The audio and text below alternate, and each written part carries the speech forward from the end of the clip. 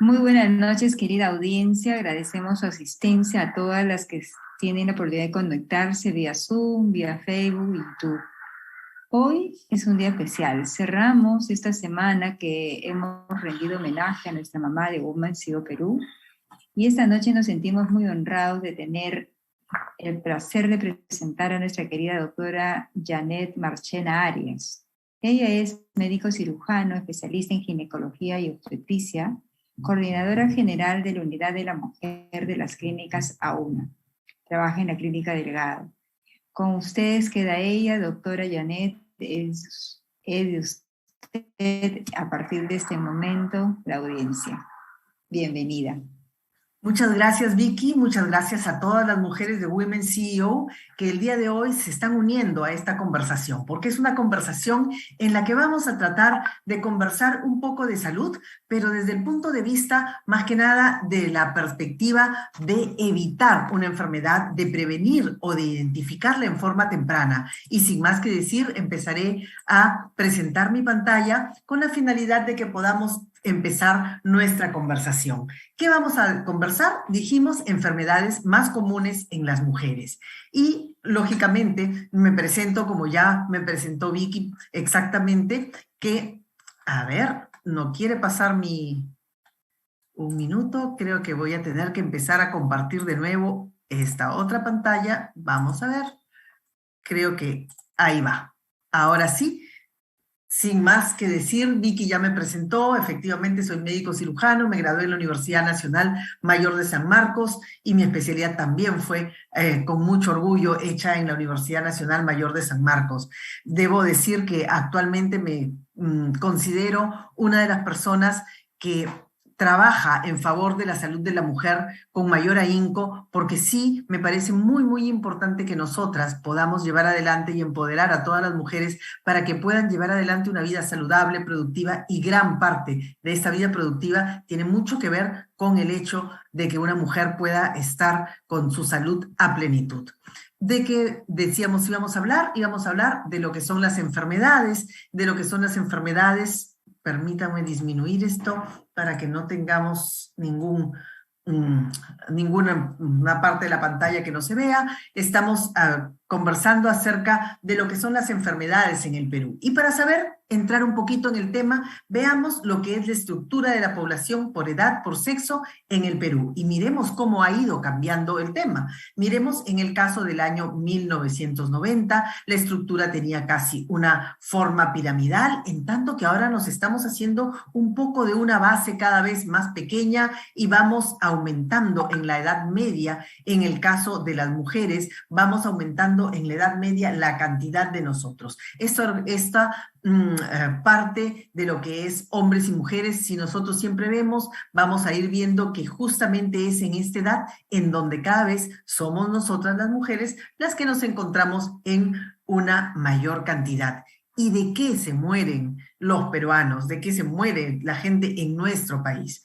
En principio, digamos que la principal causa de muerte son las neoplasias y las enfermedades cardiovasculares. ¿Y por qué quiero mencionar esto? Porque indiscutiblemente ahora que veamos cuáles son las enfermedades más comunes en las mujeres, nos vamos a dar cuenta de que nos encontramos justamente en este ámbito, en esta parte, y por lo tanto vamos nosotros a tener que empezar a ponerle un poquito más de atención a nuestra salud desde todo punto de vista a lo largo de nuestras diferentes etapas de la vida. Estas etapas de la vida de una mujer son la etapa prerreproductiva, desde la niñez, la infancia, en la parte en donde la niña todavía no menstrua, y la menstruación que empieza a partir de los 9 años hasta los 16 años. Eso es lo normal. Si empiezo antes de los 9, eso es una pubertad precoz. Si empiezo después de los 16, es una pubertad tardía, y lógicamente necesito después de los 16 años hacer algunas correcciones, hacer algunas estudios con la finalidad de saber qué es lo que está sucediendo en este organismo. Y de ahí entramos a la etapa reproductiva, en la que, como veíamos en esta pirámide, teníamos la mayor cantidad de mujeres actualmente en nuestro país.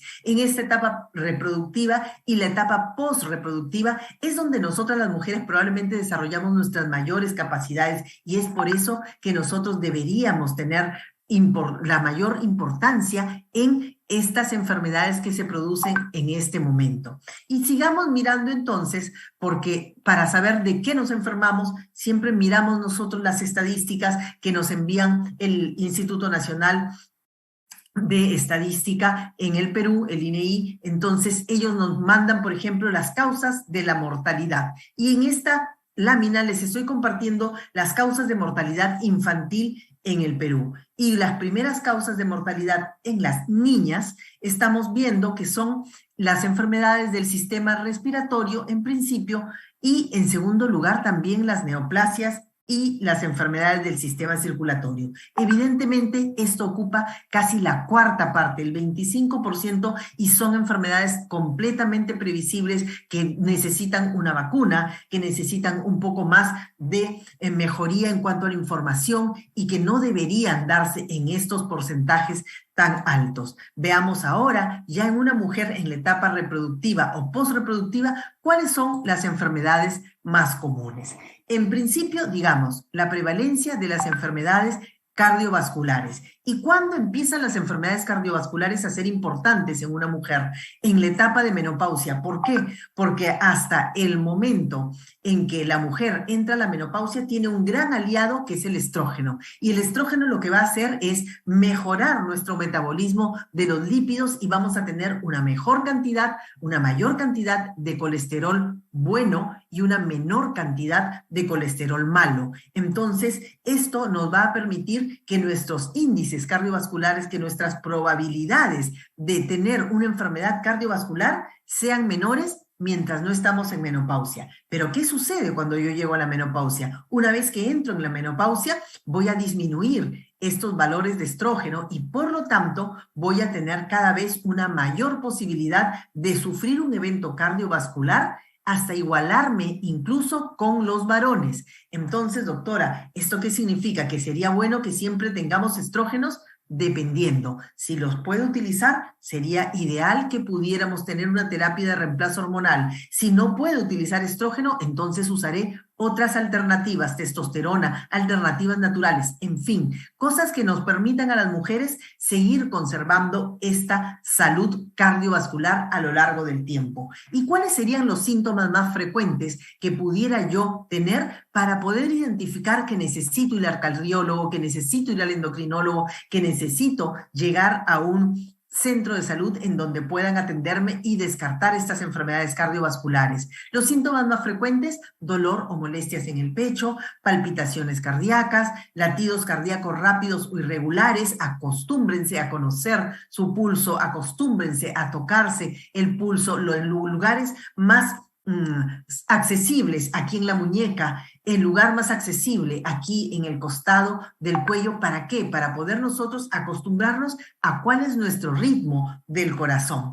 Y también estos latidos, cuando son rápidos o irregulares, los vamos a identificar como salvas muchas veces. Muchas veces también vamos a sentir una sensación de falta de aire o que nos silba el pecho sin ninguna causa. No soy asmática, pero me silba el pecho. Entonces, mejor el cardiólogo que me diga si es que estoy entrando de repente en alguna enfermedad que pudiera provocar una enfermedad cardiovascular.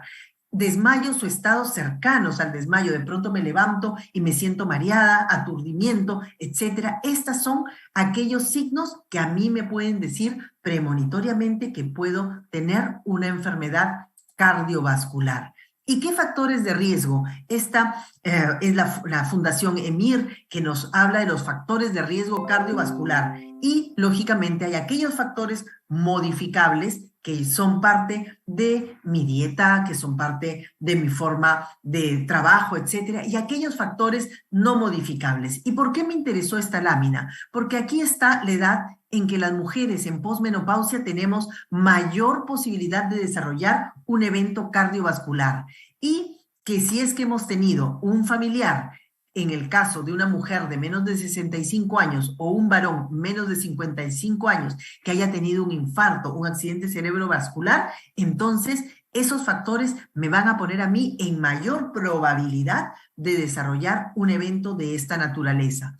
Y si estos son los no modificables, ¿Qué puedo hacer yo para evitar entrar en esta vorágine de un problema cardiovascular? En primer lugar, si fumo, dejarlo de fumar. Si tengo hipertensión, controlarla. Si tengo diabetes, todas estas enfermedades, pero sobre todo el sedentarismo. El sedentarismo y algunos otros, como por ejemplo, que son ya un poco más de diagnóstico de medicina interna, como problemas de inflamación crónica. Y ojo, la inflamación crónica está específicamente en el caso de aquellas mujeres que padecen una obesidad y una obesidad abdominal, o sea, aquellas mujeres que tenemos la barriga un poquito dilatada, estas somos las que estamos en mayor riesgo de llevar adelante un evento cardiovascular. Y nuestra segunda causa de enfermedad, ¿cuál es? La segunda es el cáncer de mama. 16% de todos los cánceres en el Perú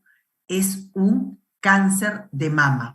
¿Esto qué quiere decir? Que es el cáncer más frecuente y que va a afectar predominantemente a las mujeres. Solo el 1% de los cánceres de mama son varones. Todos los demás somos nosotras las mujeres las que lo tenemos. ¿Y cuáles son los síntomas o signos premonitorios que pudiéramos nosotros ver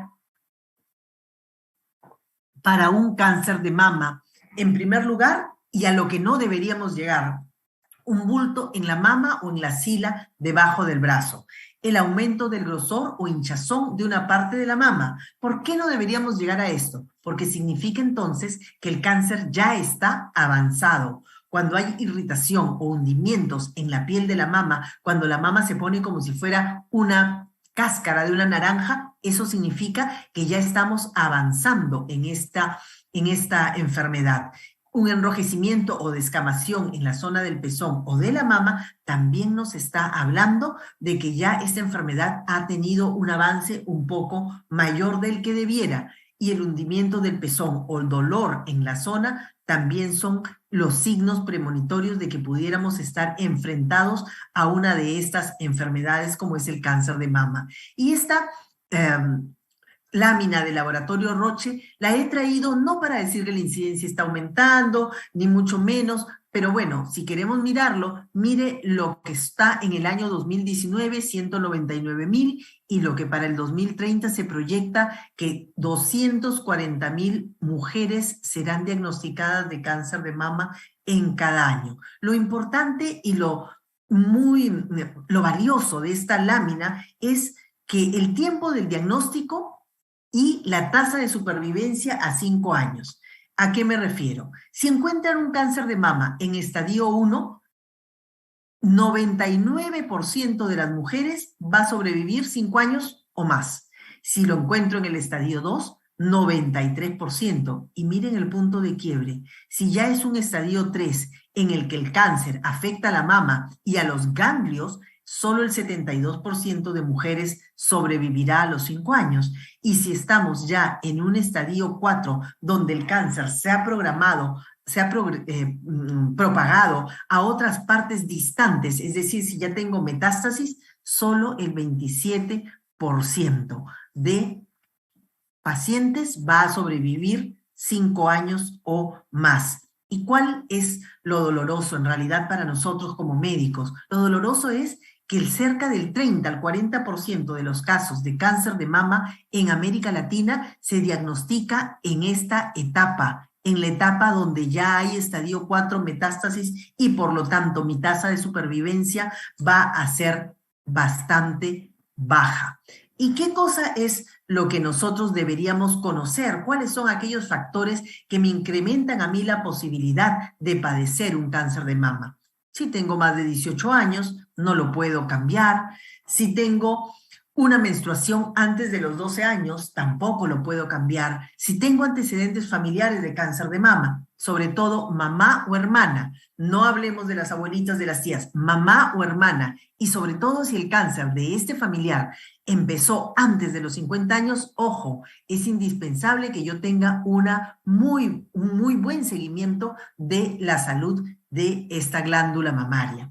El hecho de ser mujer, obviamente, también es el factor de riesgo que nos va a incrementar la posibilidad de tener un cáncer de mama. Si ya tengo más de 55 años, son factores que incrementan el riesgo de padecer de cáncer de mama, ser portadora de la mutación. ¿Y qué es eso, doctora? Entonces, ahí volvemos a hablar de la familia. Si mi mamá o mi hermana fallecieron de cáncer de mama antes de los 50 años, yo debo hacerme una prueba donde van a decir si tengo ese gen y si ese gen, lo llamamos nosotros BRCA, sus iniciales BRCA, breast cancer. Entonces, si yo tengo este gen 1 o 2, estoy en más posibilidad de padecer un cáncer de mama. Si he tenido una radiación, una exposición en el pecho, en la mama, puedo tener un mayor riesgo de tener cáncer de mama. Aquellas mujeres que no tuvieron hijos o que su primer hijo fue después de los 30 años, aquellas mujeres que no dieron de lactar están en mayor riesgo de padecer un cáncer de mama, o si hemos tomado una terapia de reemplazo hormonal prolongada, también estoy en mayor riesgo de padecer un cáncer de mama. ¿Y por qué entonces es importante que nosotros consideremos cuáles son las formas de evitar esto? En primer lugar, porque ya lo dijimos, cuando hablamos de una persona que tiene un cáncer en estadio inicial, acuérdense que casi todas sobrevivimos a este cáncer de mama. ¿Y cómo se diagnostica? Con una mamografía con tomosíntesis a partir de los 40 años, y debo hacerla todos los años, desde los 40 hasta los 70, todos los años, con la finalidad de poder diagnosticar las microcalcificaciones. Las microcalcificaciones aparecen 5 años antes de que yo pueda tocar un tumor. Las microcalcificaciones son como si fueran arena esparcida y con los años se van haciendo una bolita. Cuando se hace la bolita que yo puedo tocar, entonces estoy hablando de que ya estoy probablemente en estadio 3. O peor aún, en estadio 4, y mis posibilidades de supervivencia van a ser menores. Si yo puedo hacer esta mamografía de preferencia con tomosíntesis, si la acompaño de una ecografía de mama, entonces estos van a ser las mejores formas de hacer un diagnóstico de este caso en estadios tempranos. Y si no tengo la facilidad de haberlo diagnosticado, si todavía tengo una duda, yo puedo recurrir a la resonancia magnética, y esta resonancia magnética con contraste me va a permitir a mí identificar irregularidades, me va a permitir a mí identificar los tumores en el estadio más temprano, más pequeño. Y si no tengo 40 años, ¿qué puedo hacer? Bueno, si tu médico va a ver que la posibilidad de que exista un cáncer es muy alta, igual te hacemos la mamografía. Pero de lo contrario, si solamente se trata de un descarte, un diagnóstico, harás una ecografía, y se llama esto una elastografía, que mide las durezas, y con eso nosotros podemos saber si es que existe o no la posibilidad de un cáncer de mama. La tercera enfermedad es el cáncer de cuello uterino. Y el cáncer de cuello uterino, debemos decir que es el cuarto cáncer más frecuente en el Perú. ¿Y saben cuál era el cáncer más frecuente en el Perú? Pues el cáncer de mama. Entonces, miren qué importantes son estos dos. El primero y el cuarto más frecuente en el Perú son patrimonio de nosotras las mujeres. ¿Qué es lo que debemos hacer? Cuidarnos, conocernos, informarnos. ¿Para qué? Para que podamos evitar la aparición de estas enfermedades.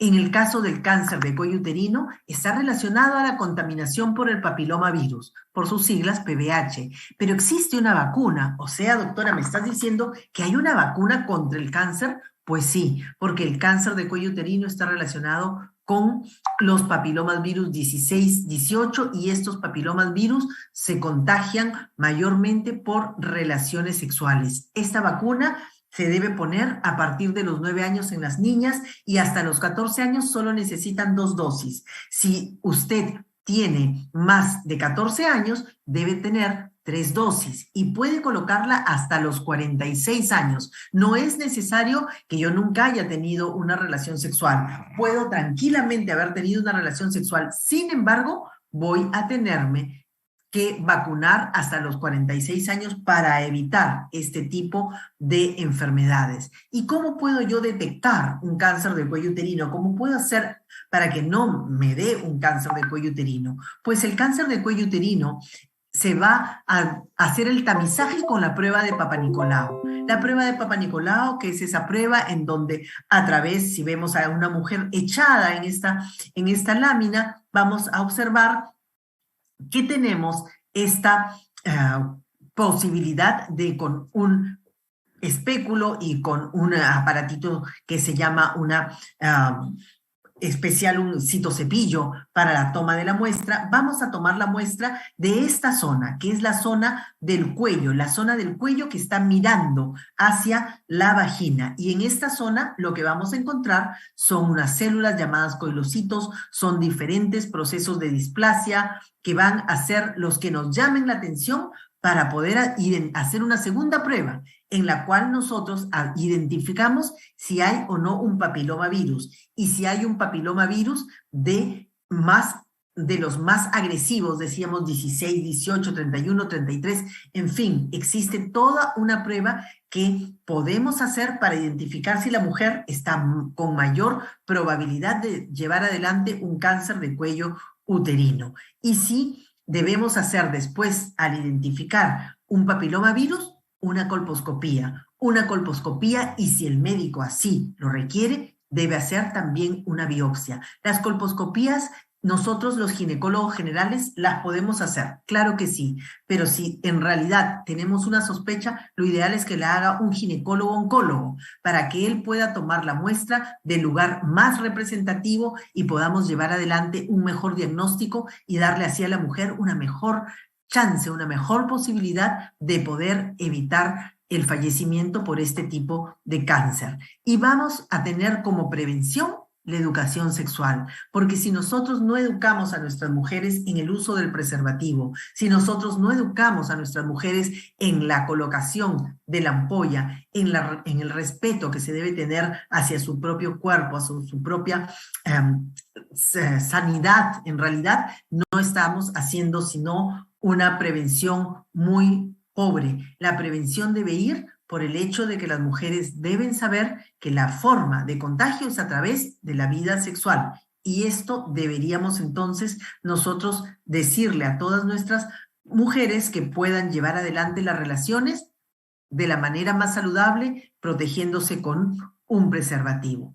Y hablemos ahora de nuestra cuarta enfermedad prevalente en las mujeres, la depresión. La depresión, que en el caso de Lima va hasta un 18%, en el caso de nuestra zona andina 16%, y en el caso de la Amazonía tenemos un 21% de mujeres que están con depresión.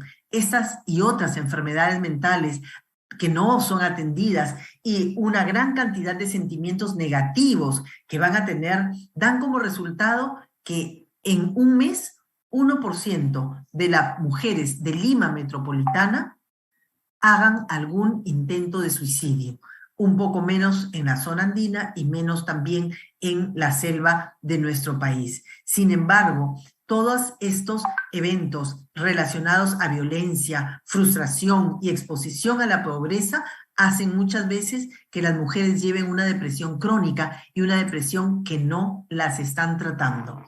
Y la quinta enfermedad prevalente en las mujeres son los quistes ováricos. Entonces ya estamos hablando de que casi todas las enfermedades se tienen algún tipo de relación con ginecología. Pues sí, efectivamente, vimos que las enfermedades cardiovasculares aumentaban en el caso de la menopausia, o sea, tenemos nosotros que tratar bien a las mujeres que están en esta etapa de climaterio y ayudarlas a que no lleguen a una enfermedad cardiovascular. La segunda era el cáncer de mama, el cáncer más común en nuestro país. La tercera, el cáncer de cuello uterino. La cuarta, la depresión, que muchas veces la vemos nosotros en dos tipos de pacientes específicos en el caso de las mujeres. Después de un parto, la depresión postparto, que es uno de los eventos más terribles que nosotros tenemos que asistir y que por lo tanto debemos saber identificar. Si no hay un buen apoyo de parte de la pareja, si no hay un buen apoyo de parte de la familia, la mujer puede entrar en una depresión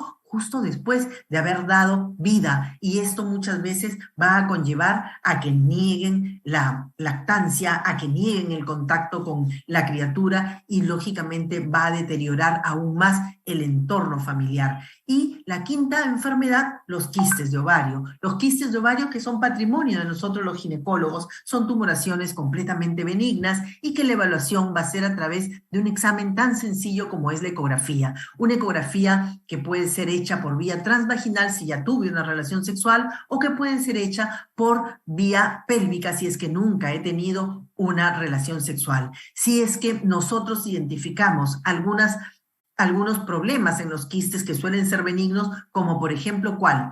Que no sea muy regular, sino que su borde sea medio irregular. Si la cápsula, que es lo que lo contiene el quiste, es muy gruesa, más de 3 milímetros, si tiene mucha circulación, entonces estamos de repente sospechando que ya no se trata de un quiste, algo tan sencillo, y que deberíamos hacer un estudio que se llama el estudio ecográfico por Doppler. El Doppler lo que me va a hacer es, me va a brindar la posibilidad de ver qué tanta circulación tiene y dónde está esa circulación. Si la circulación yo la encuentro a nivel central, o sea, en la parte más central del quiste, ojo, ese de repente no es un quiste, de repente es un tumor maligno del ovario y habría que hacer algunos exámenes de sangre para poder llevar adelante la disquisición, para poder llevar adelante el diagnóstico. Otros exámenes radiológicos, el que más me ayuda es la resonancia, sin ninguna discusión. La resonancia es maravillosa para decirme esto es benigno. A veces no es tan precisa con lo maligno, pero si la resonancia dice que es benigno, benigno es, y por lo tanto el quiste me va a dar ese tipo de impresión cuando yo haga este examen.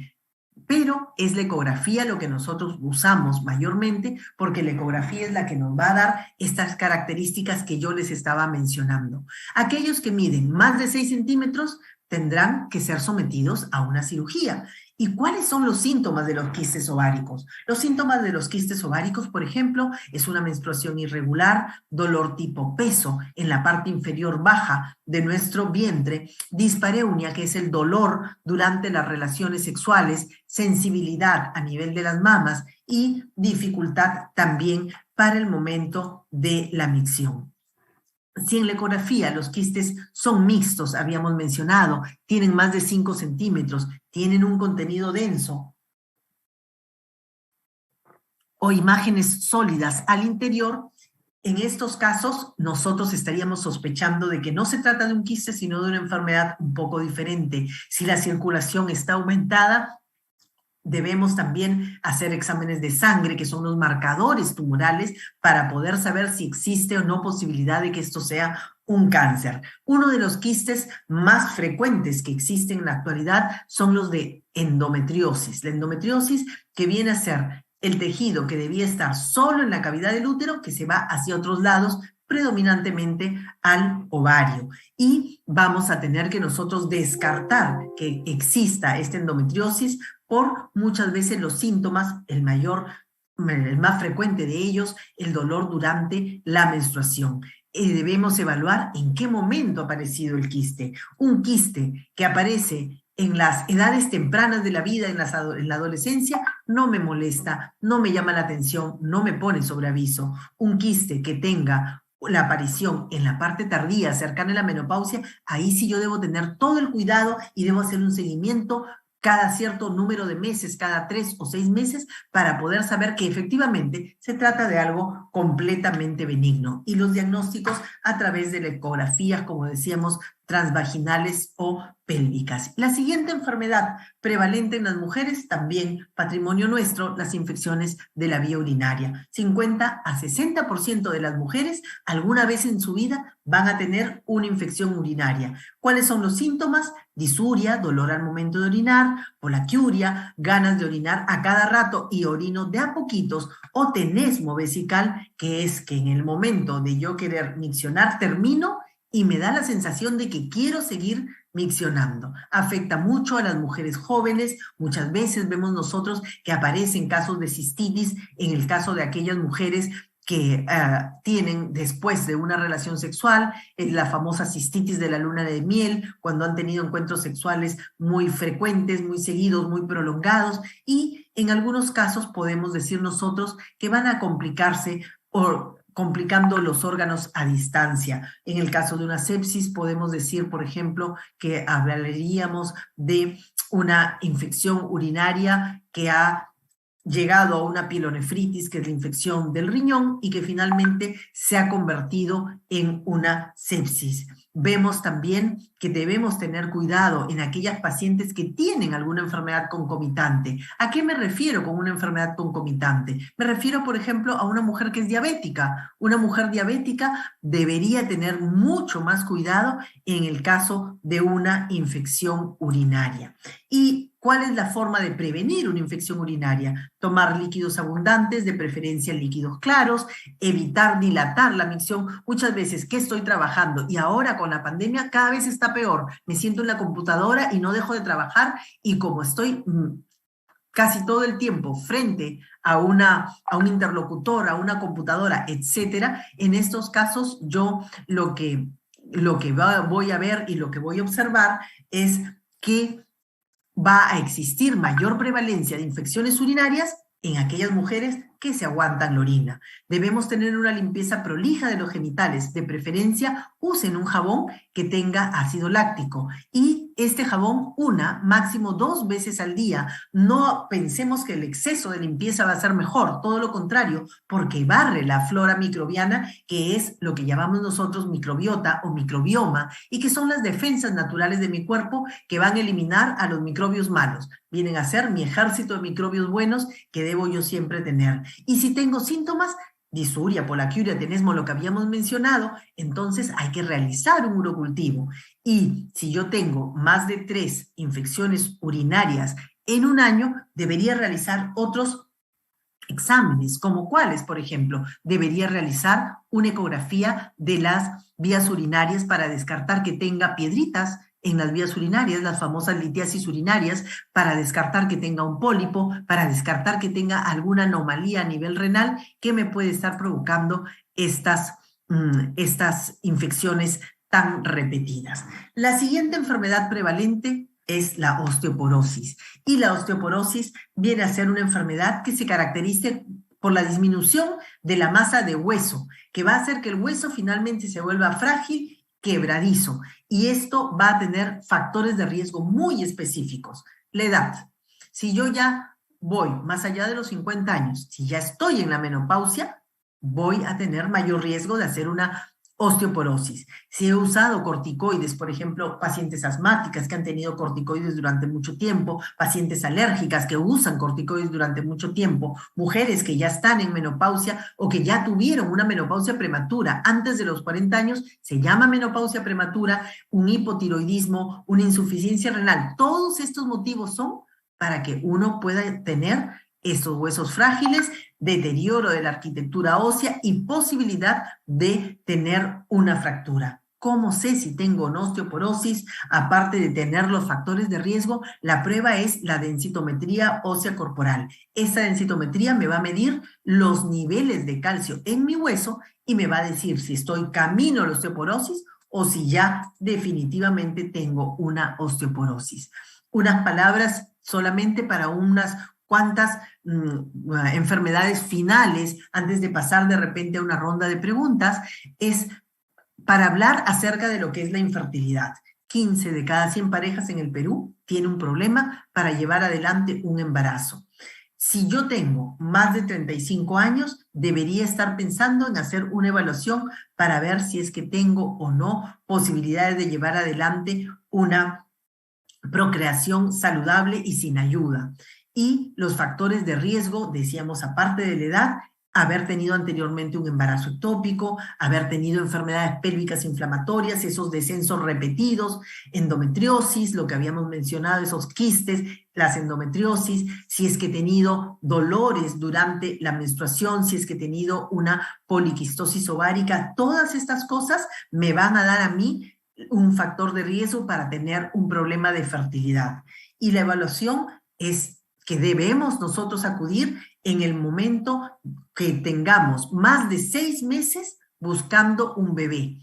¿Y cómo se dice buscar un bebé? Tener 2 relaciones sexuales a la semana. Si usted solamente tiene relaciones una vez por semana o si solamente tiene relaciones en los días que cree que está fértil, entonces no ha hecho realmente la prueba y por lo tanto tendría que esperar para poder hacer una visita al especialista, una visita a un centro, que sea un centro de fertilidad asistida, un centro de reproducción humana, una unidad de reproducción que cuente con todos los elementos de apoyo al diagnóstico, que no sea solamente de repente un consultorio aislado, no, tiene que ser una unidad en donde puedan ustedes tener apoyo de diferentes especialidades, porque por ejemplo el hipotiroidismo, que es una enfermedad que la ve el endocrinólogo, me va a dar infertilidad. Por ejemplo, se me hace difícil que una mujer con lupus, con una artritis reumatoide, que la ve el reumatólogo, vaya a tener una buena fertilidad. Y es por eso que debemos nosotros llevar adelante la evaluación en un centro que tenga todos los elementos diagnósticos y al especialista en fertilidad asistida adecuada. Y si nosotros estamos hablando de que de repente en este momento no quiero tener un bebé, pero en el futuro sí, y yo ya tengo más de 30 años, ¿por qué no pensar en una criopreservación de ovocitos? ¿Qué cosa es eso? El famoso congelar mis óvulos. Los congelo en esta edad para poder usarlos en el futuro, porque nosotras las mujeres nacemos con un número de óvulos. Estos óvulos ya no se vuelven a reproducir. No hay forma de que yo tenga mayor cantidad de óvulos, no hay. Entonces, si yo tengo estos óvulos y han ido recibiendo todas las agresiones, entre comillas, que si fumé, que si tomé medicinas, que si me dieron un tratamiento para cáncer, etcétera, etcétera. Entonces, si en estos casos nosotros podríamos decir que una mujer debería estar pensando en llevar adelante una criopreservación de óvulos antes de los 30 años incluso, porque decíamos que todas estas agresiones van a disminuir la calidad y la cantidad de mis óvulos para ser utilizados a futuro. Si usted necesita o desea hacer una criopreservación, igual, acudir a un centro que le brinde todo el apoyo diagnóstico para que usted pueda llevar adelante esta criopreservación exitosa de óvulos. Palabras también para los miomas uterinos, el tumor benigno más frecuente en la mujer, sangrado menstrual abundante, periodos menstruales que duran más de una semana, presión o dolor pélvico, necesidad de orinar a menudo, dificultad para vaciar la vejiga, estreñimiento, dolor de espalda. Todos estos son los síntomas de un mioma uterino. Y en el caso de los miomas, tienen dos posibilidades de llevar adelante un tratamiento. El tratamiento en el caso médico o el tratamiento quirúrgico. Dependerá del tamaño de los síntomas y dependerá mucho también de la expectativa que tenga la mujer para llevar adelante un embarazo en el futuro.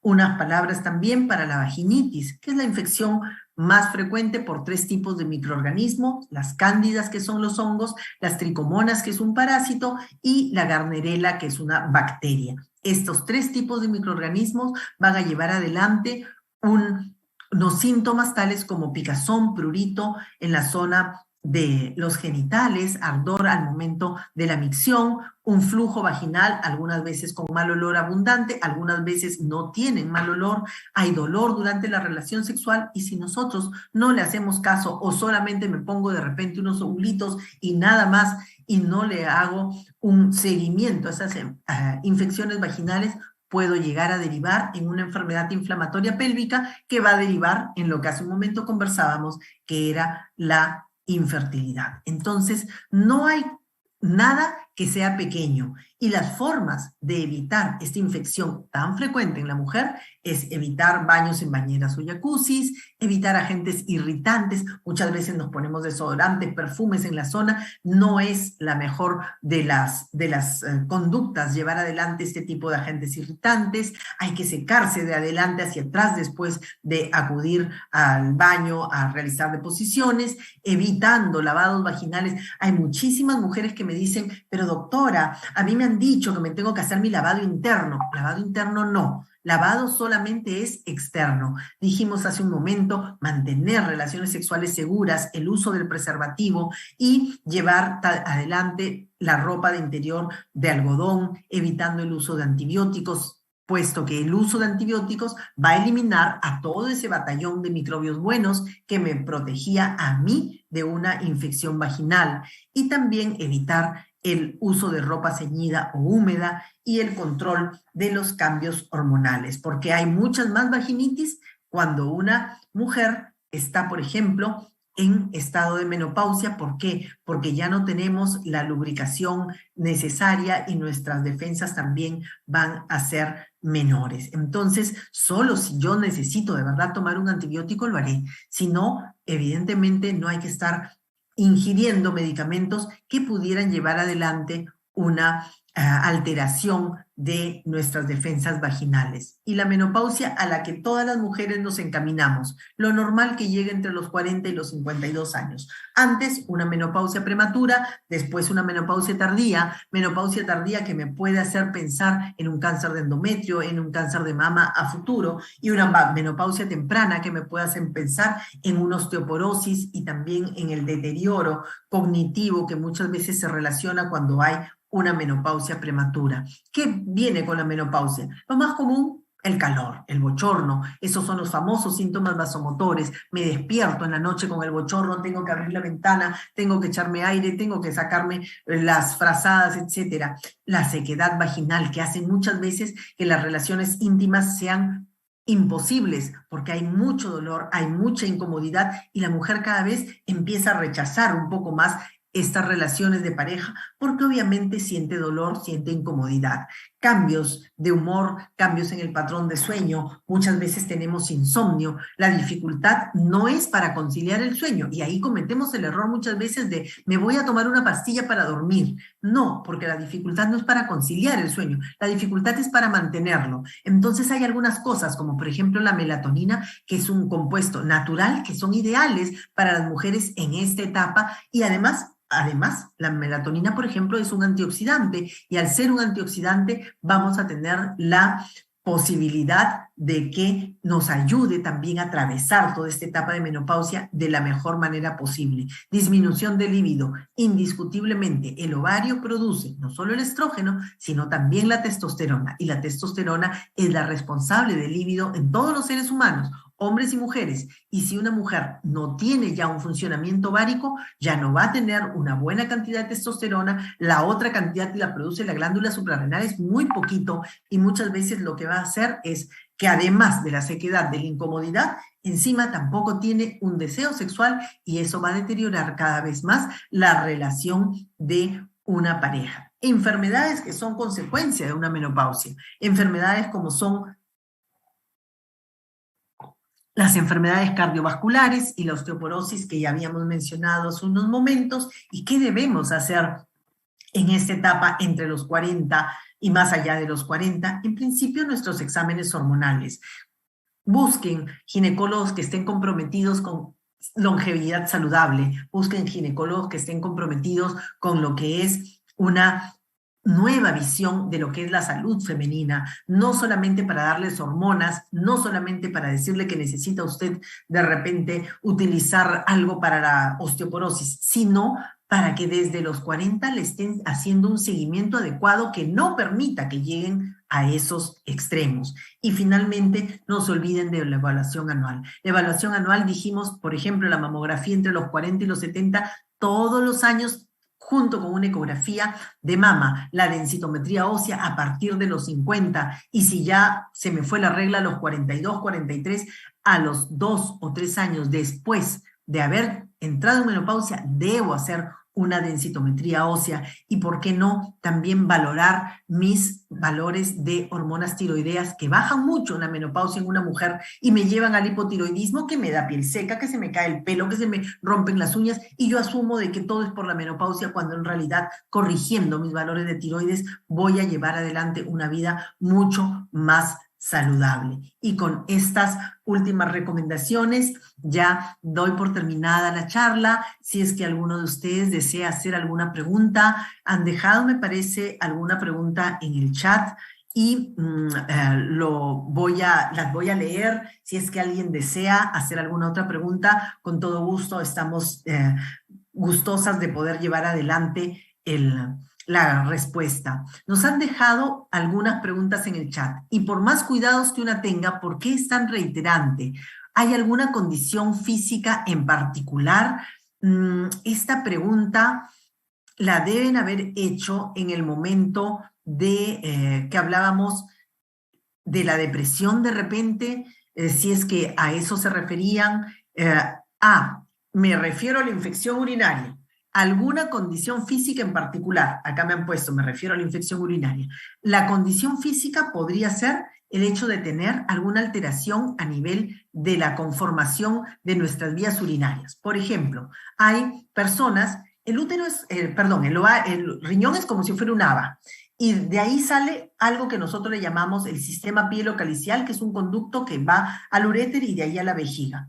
Hay personas que tienen 2 de estos sistemas. Hay personas que tienen quistes en el riñón. Entonces, estas son condiciones que pueden darme infecciones urinarias recurrentes. Si yo tengo un pólipo en la vejiga, puedo tener infección urinaria recurrente. Me siguen preguntando por aquí cuánto tiempo puede durar la premenopausia. Entre 2 y 14 años. Entonces, si alguien me dice, 14 años voy a estar con bochornos, pues sí, señora, vamos a estar 14 años con los bochornos. Entonces, ¿qué podemos hacer? Doctora, pero no me hable de hormonas, porque yo no quiero ninguna hormona. La hormona, indiscutiblemente, es el camino más rápido. Es el camino más seguro para quitarme el bochorno. Pero si yo no puedo, porque de repente mi mamá falleció a los 40 años de un cáncer de mama, yo no debo tomar una hormona y por lo tanto, entonces puedo hacer uso de cosas que son naturales.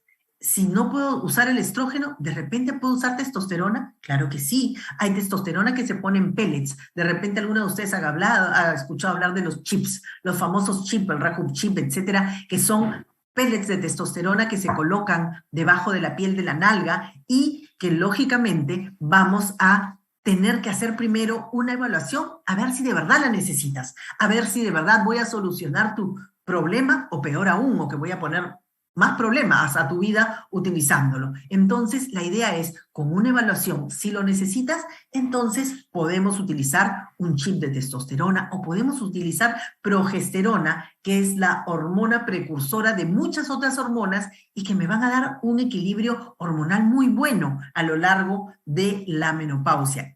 Pero no, me niego, doctora, a tomar, no me dé nada. No quiero ni testosterona, no quiero progesterona, no quiero nada, le tengo pánico a las hormonas. Deme otra cosa. Bueno, ok, hay cosas naturales. Existen cosas naturales que usted puede utilizar para mejorar esto. Pastillas de aguaje, sí sirven. También agua y manto, sí sirve. También en el caso de algunas otras sustancias que ya vienen en cápsulas que son de repente raíces, la maca nos ayuda muchísimo, la soya también, pero la soya, ojo, si tuviste cáncer de mama, aléjate un poco de la soya porque la soya tiene estrógeno. Y entonces, claro, me va a quitar el bochorno todo, pero es lo mismo que si me tomara una pastilla. Entonces, no es esa tu idea de protección. La otra cosa que podrías tomar es un Tribulus terrestris. En fin, hay muchas cosas de las que podemos hacer acopio para que tú puedas llevar adelante la menopausia de la mejor manera. No todo es medicina, no todo son hormonas, no todos son tratamientos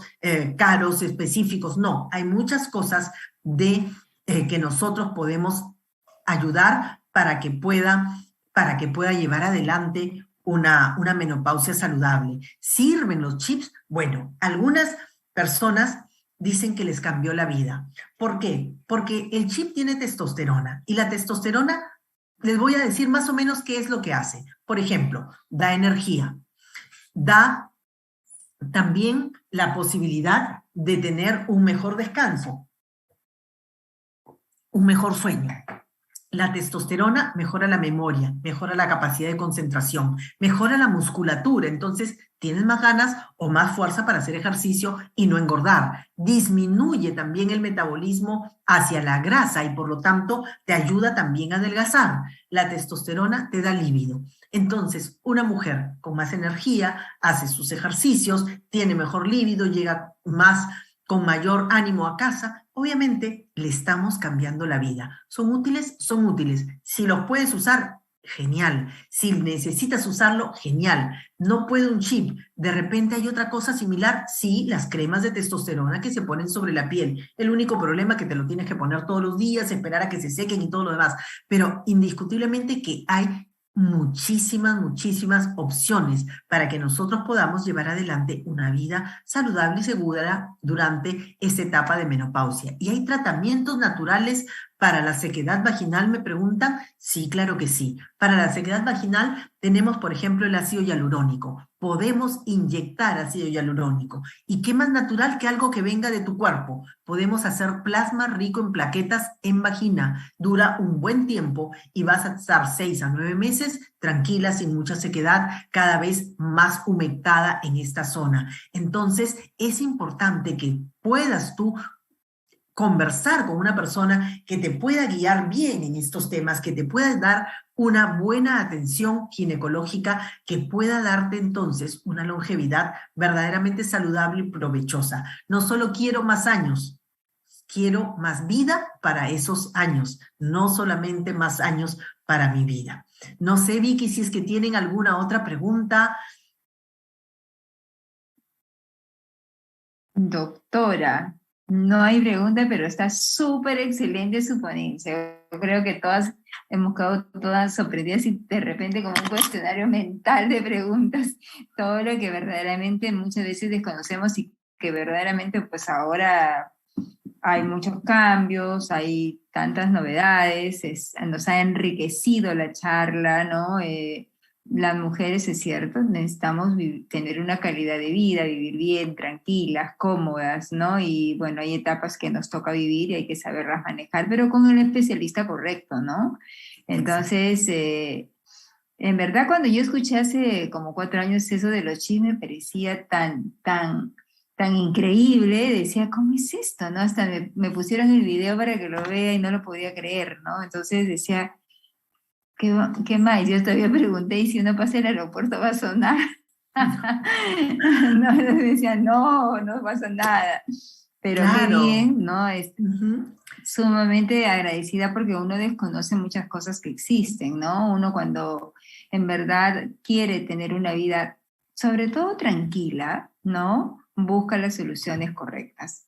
Totalmente agradecida, doctora. Nos ha dejado gratamente sorprendidas, pero gratamente innovadas. Nos damos con mucha Excelente. innovación, sí, porque en verdad lo necesitamos, ¿no? Esa es Necesitamos la idea. conocimiento, necesitamos saber, y doctora, agradecida por esta magna charla que nos ha dado, ¿no? Cecilia, no sé si estás, ¿tienes alguna consulta? Creo que Ceci no está. Bertita.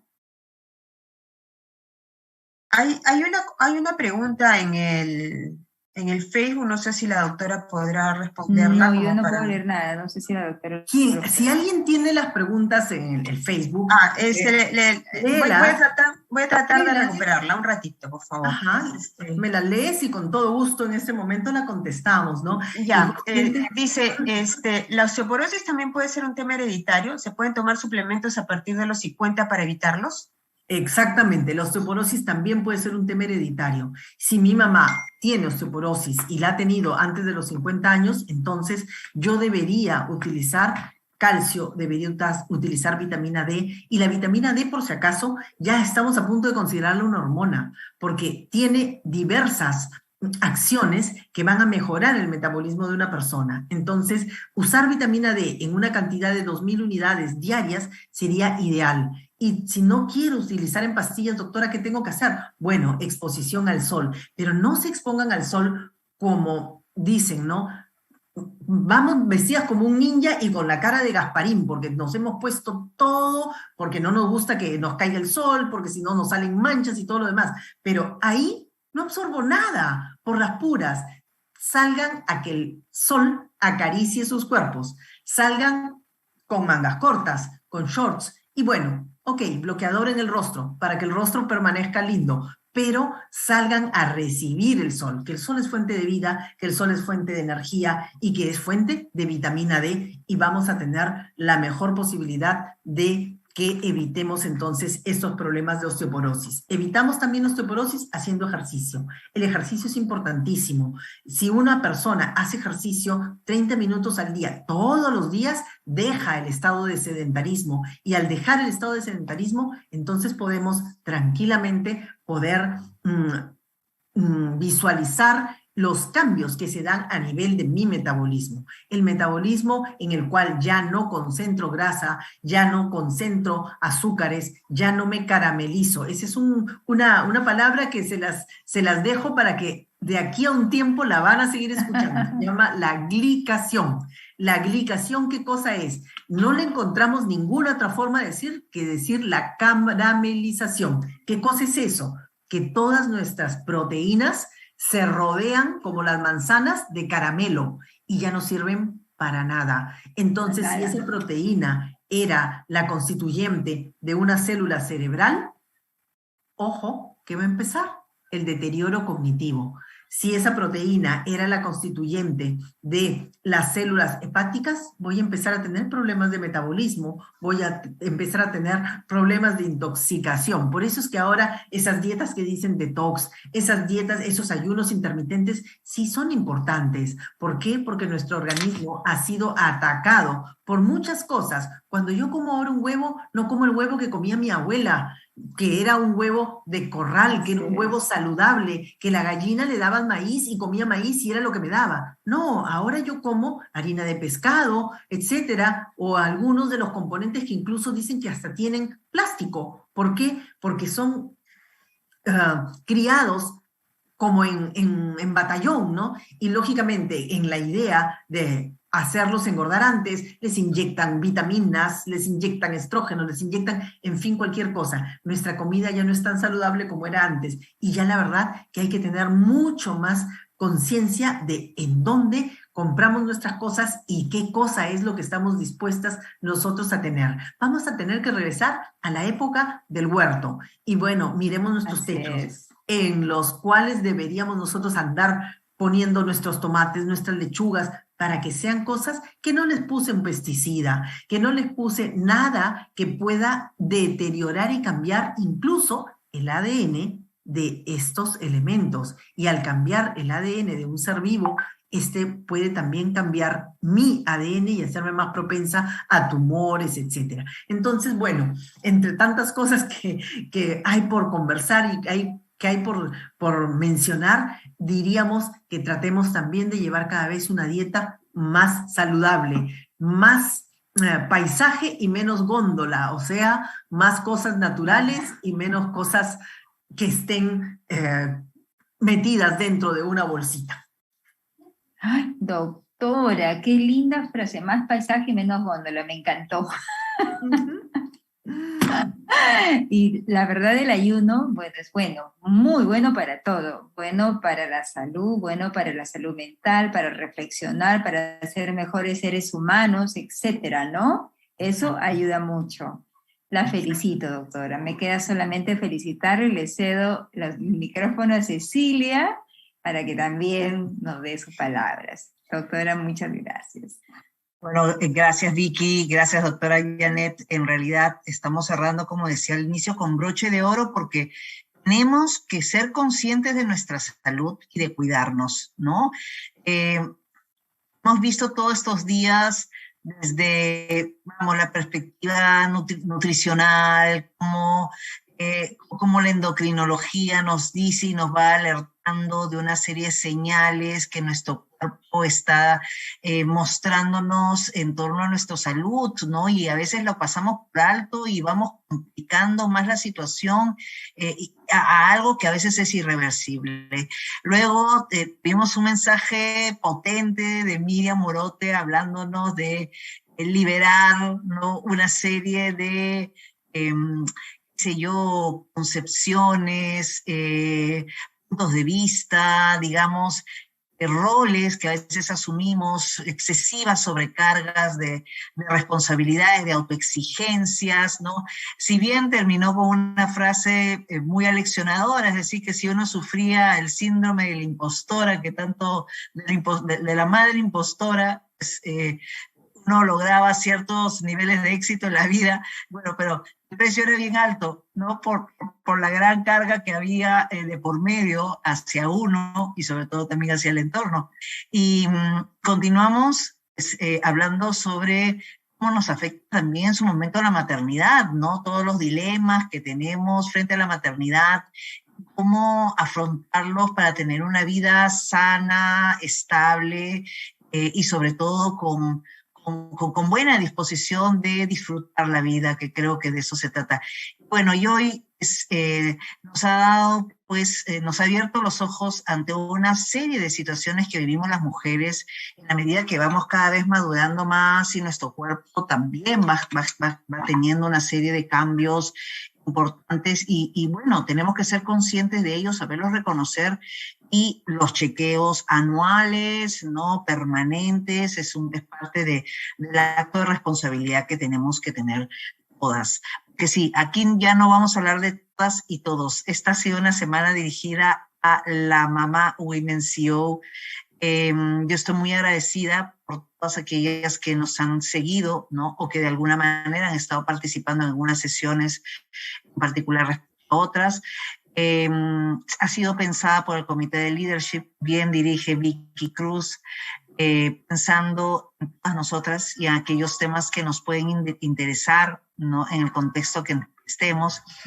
Y nuevamente muchas gracias. Gracias aquí al cierre, a la doctora Janet, a Vicky, a Rosana, a Berta, que siempre está ahí al tanto de ponernos todo encaminado y en orden, al equipo de Norte Minero, ¿no? Y por supuesto a las firmas auspiciadoras, tanto Mamá Ejecutiva como Prenatal, ¿no? Que nos han estado acompañando también en estas sesiones.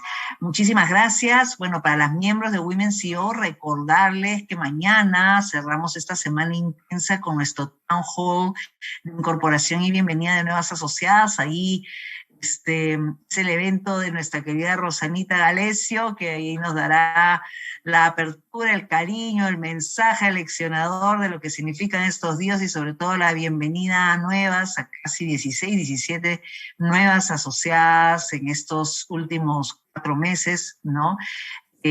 Otorgaremos un reconocimiento especial a la doctora Juliana Matos, quien tiene a su cargo precisamente la jefatura de los médicos internistas del Hospital Rebagliati. Tremenda experiencia, una mujer maravillosa, en tiempos tan complejos nos ha demostrado tanto, sobre todo su fuerza y su convicción. Así es que no nos podemos perder el día de mañana, nos vemos todas, y muchas gracias, muy buenas noches.